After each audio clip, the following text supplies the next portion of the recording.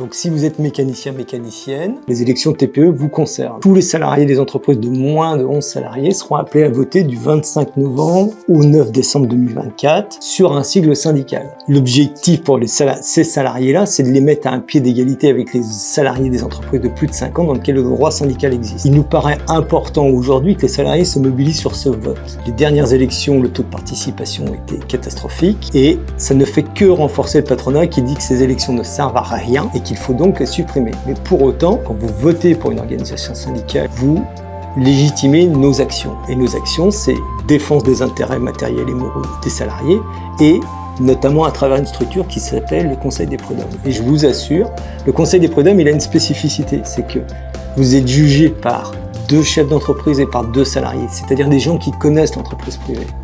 Demain, si on va sur le grand projet européen, vous serez jugé par des magistrats professionnels qui ne connaissent rien du monde du travail et de l'entreprise privée.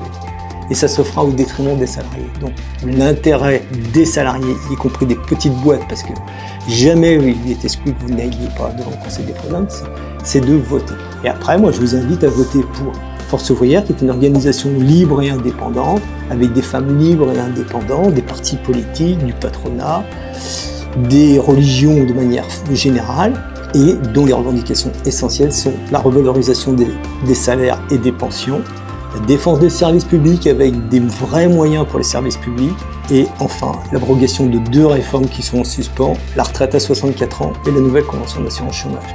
Voilà, et c'est ça l'enjeu pour vous, c'est de défendre vos droits à travers un simple vote.